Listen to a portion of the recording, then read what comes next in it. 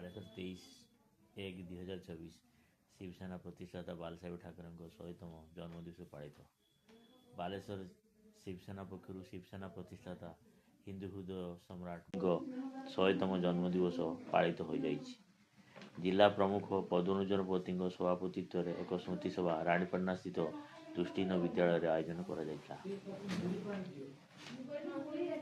ଏଥିରେ ମୁଖ୍ୟ ଅତିଥି ଭାବେ ବ୍ୟବସାୟୀ ସଂଘ ତଥା ବସ୍ ଆସୋସିଏସନର ସଭାପତି ଶ୍ରୀଯୁକ୍ତ ଅଜୟ କୁମାର ବିଶ୍ୱାଳ ସମ୍ମାନିତ ଅତିଥି ଭାବେ ଯୋଗ ଦେଇଥିଲେ ଆଉ ସମାଜସେବୀ ଶ୍ରୀଯୁକ୍ତ ଦିବାକର ମୁଖ୍ୟ ବକ୍ତା ଭାବେ ଯୋଗ ଦେଇଥିଲେ। ବ୍ରାହ୍ମଣ ସମିତିର ସଭାପତି ଶ୍ରୀଯୁକ୍ତ ଦେବବ୍ରତ ପାଣିଗ୍ରାହୀ, ଶିବସେନାର ଉପଦେଷ୍ଟା ଶ୍ରୀଯୁକ୍ତ ପୂର୍ଣ୍ଣଚନ୍ଦ୍ର ବେହେରା, ରଞ୍ଜନ କୁମାର ବାରିକ, ସୁଶାନ୍ତ କୁମାର ସ୍ୱାଇଁ ପ୍ରମୁଖ ଯୋଗଦାନ କରି ବାଲସାହେବଙ୍କ ରାଷ୍ଟ୍ରପ୍ରେମ ଓ ଧର୍ମ ସଂସ୍କୃତିର ସୁରକ୍ଷା ନିମନ୍ତେ ସାଲିସ ବିହୀନ ସଂଗ୍ରାମ ସମ୍ପର୍କରେ ବକ୍ତବ୍ୟମାନ ରଖିଥିଲେ। ଏହି ପରିପ୍ରେକ୍ଷୀରେ ସମାଜର ବିଭିନ୍ନ ସ୍ତରର ଉଲ୍ଲେଖନୀୟ ଅବଦାନ ନିମନ୍ତେ ସଂଗଠନ ପକ୍ଷରୁ ରାଷ୍ଟ୍ର ସୁରକ୍ଷା କ୍ଷେତ୍ରରେ ସୁନୀଲ ବିଶ୍ୱାଳ, ଗୋଲକ କୁମାର ଦାସ, ଶିକ୍ଷା କ୍ଷେତ୍ରରେ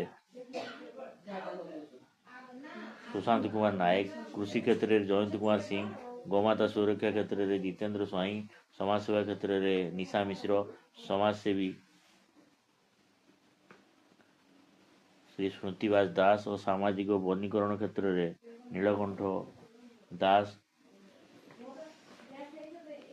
ସମର କଳା କ୍ଷେତ୍ରରେ ଅଭିନୟ କ୍ଷେତ୍ରରେ ବିବେକାନନ୍ଦ ନାଥ, କାହ୍ନୁ ଦାସ, ସତ୍ୟଜିତ ସାମଲ, ଚିନ୍ମୟ ସିଂ, ଉମେଶ ଚନ୍ଦ୍ର ଦାସ, ଯୋଗେଶ୍ୱର ବିନ୍ଧାଣୀ, ସୁଶାନ୍ତ କୁମାର ରଣା, ଦୃଷ୍ଟିହୀନ ବିଦ୍ୟାଳୟର ସଙ୍ଗୀତ କ୍ଷେତ୍ରରେ ବବି ଜେନା, ନୃତ୍ୟ କ୍ଷେତ୍ରରେ ମେଘନା ସିଂଙ୍କୁ ସମ୍ମାନିତ କରାଯାଇଥିଲା।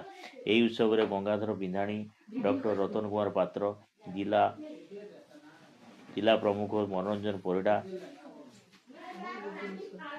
ଓ ରତ୍ନାକର ସାହୁ, କମଳାକାନ୍ତ ସହ, ସୀତାରାଣୀ ଜେନା, ଯୋଗେନ୍ଦ୍ର ଦାସ, ସମାଜସେବୀ ଅବନୀ କୁମାର ଜେନା, ସମୀର ସେନ, ଉମେଶ କମିଳା ପ୍ରମୁଖ ଉପସ୍ଥିତ ରହି ଉତ୍ସବକୁ ପରିଚାଳନା କରିଥିଲେ।